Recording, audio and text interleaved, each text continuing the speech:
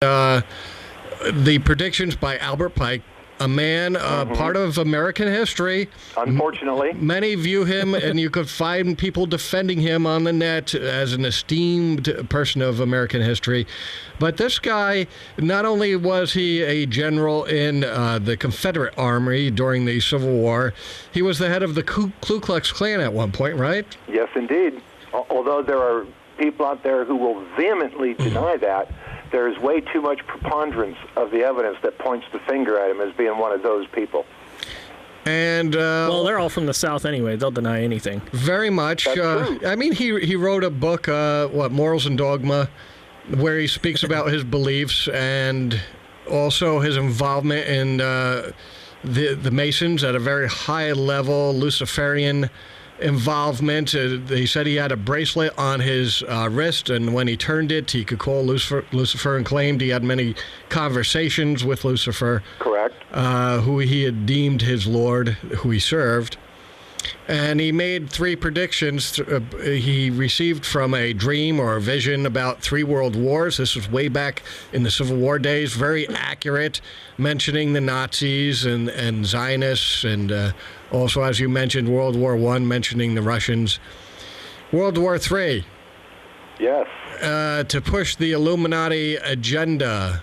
Political Zionists and the leaders of the Islamic world, he said, will come into conflict. War must be conducted in such a way, he said, that the Arabic world and the state of Israel, the Zionism, mutually destroy each other, right? Meanwhile, right, other nations, once more divided by the issues, will be also constrained to fight to the point of complete physical, moral, spiritual, and economic exhaustion. That does not sound well. No, it doesn't sound well. Everybody on this planet is being punked. They're being punked out and played, seriously played. As long as people refuse to divorce themselves from the mainstream media, all you're going to be is pitiful pawns for these people, and you're going to help implement their plans. I know that sounds rather harsh. Sorry, the truth hurts. Nah, don't be. I bludgeon people over the head week after week. I am not apologetic about calling this country stupid. I try and do my part out here in Roswell. You have to understand, Roswell is this weird amalgamation of 1940 southwestern America, 21st century technology with the new age all slammed together. And when I'm out in public, you can't talk to me anymore without me bringing something up and pointing things out to people. And you would not be surprised at the measure of grief that I get from the Western folks out here, the cowboy types. Yeah. Okay, they just think that I'm the greatest communist that ever walked the face of the earth. It's like, how dare you talk about America like that? You are un-American. It's like, no, excuse me. Do you know anything about the Constitution? Do you remember the Constitution, dude? And, it just pisses them off to no end. They remember their ancestors were the guys that, settled scores by shooting each other in the street. Sadly, but true, yeah. Don't feel bad, Michael. I had Ann Coulter on this show call me a liberal, so... Yeah. Oh, no, she didn't. Yes, she did. And I know yes, she did. In my life, I'm far more conservative than she is in her life, so... She and Sean Hannity and Bill O'Reilly, my wife will tell you if she was here right now.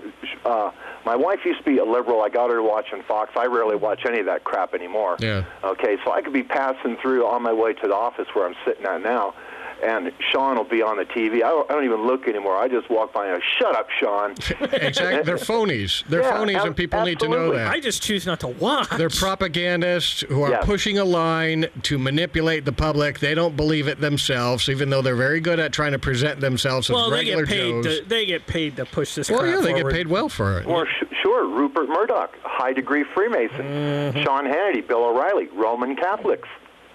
Should we really be syndrome? Shoot first and ask questions later. Yeah. Absolutely. Yeah, World War III was meant to bring all the major religions together in such a climactic catastrophe, cataclysm, which I believe is the Gog-Magog war mentioned in the Bible.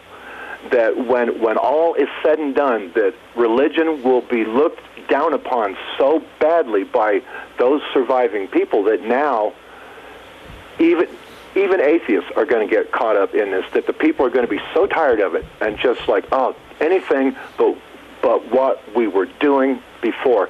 And that is when the Luciferian endgame is going to come to fruition. Yes, yeah. And that's what Pike wrote about as he received from, his spirit guide, which he claimed was Lucifer himself. He had, inside information there. Yes. And people have to understand these things are planned. And a lot of these power brokers, those we don't even know in this, we'll use the word Illuminati once again, they derive their powers and are beholden to their Luciferian religion. And they realize we're filthy rich, beyond people's imaginations, and we have all this power to manipulate things globally. It's all because we pay homage to Lucifer. Yes, I tell people all the time, because when I talk about these things to people out on the street, they're like, well, how much money is enough? How much money do these people need? And I try and tell people, it's not about the money. They have it already. Yes, they own all the banks, the world banks. To give you power. And the power is the middle vehicle for the end means, which is control. Control, exactly. That's how it goes. You got X amount of money, you got X amount of power, and it gives you X amount of control. It's omnipotence. It's just being...